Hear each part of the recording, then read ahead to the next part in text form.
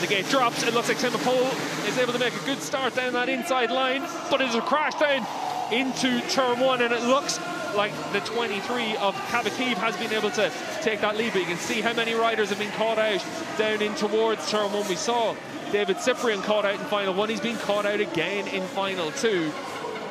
William Hoare, though, hasn't been caught out. He's out in front once again.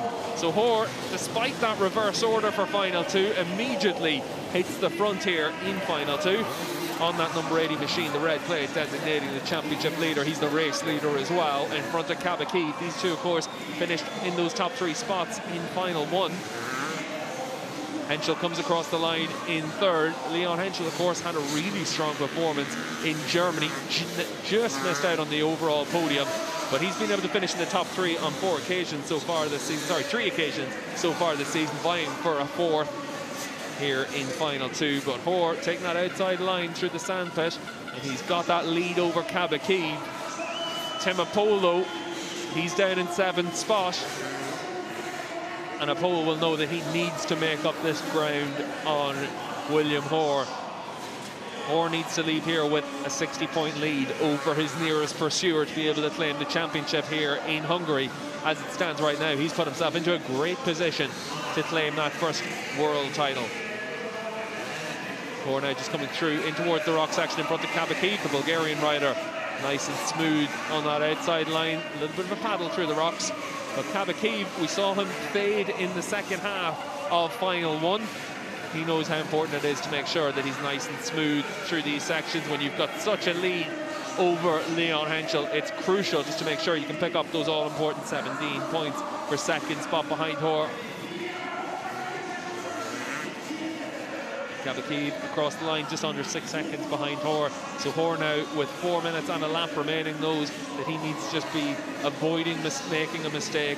Dominic Alzawi is in front of him. That's lap traffic.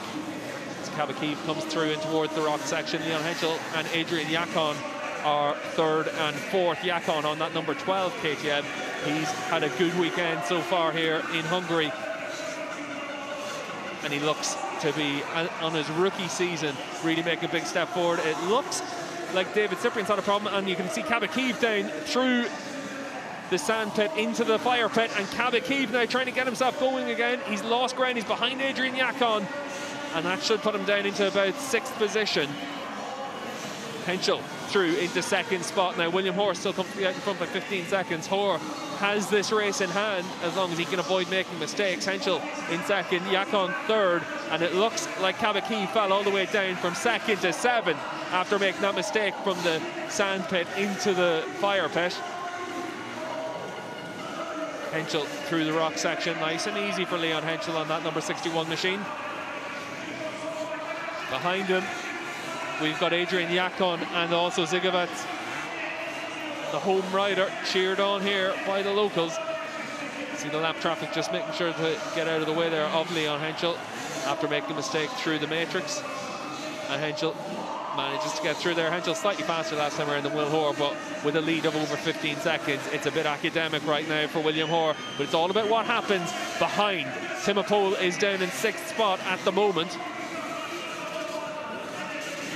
And there is the 33 of Zeitgeist in 5th position, just behind Norbert Jausa. Jausa, of course, finished on the podium in final 1. And you can see there the 33, just trying to make sure he can stay in front of Tim Pole, try and make sure he can keep Jausa honest.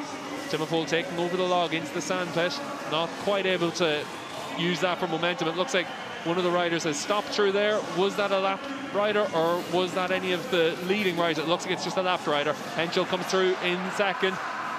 And that's Jausa goes down through the end of the matrix. Norbert Jausa on the podium in final 1, and he's down in final 2. Jausa losing ground, comes across the line. Looks like he's down in about 8th position. And again, David Cyprian, we said earlier that David Cyprian had a problem. Looks like he's being caught out in that rock section. You can see smoke coming from that bike as well. He's going to try and just make sure he can get through to the end to try and score some points. But there's the 33 of the local rider, just making sure that he's putting Yakon under pressure. He wants to make sure he can get into those top 3 spots here in final 2. Just a minute left, and William Hoare 16 seconds out in front from Henschel, Yakon and the home rider Zigot. on that 33, just coming through now. You can see out in front, Timo Pol just trying to make his way back through the field. 5th position at the moment for the number 96 machine. And there's the 12 of Adrian Yakon. He's down in 3rd spot at the moment, just in front of Zigots.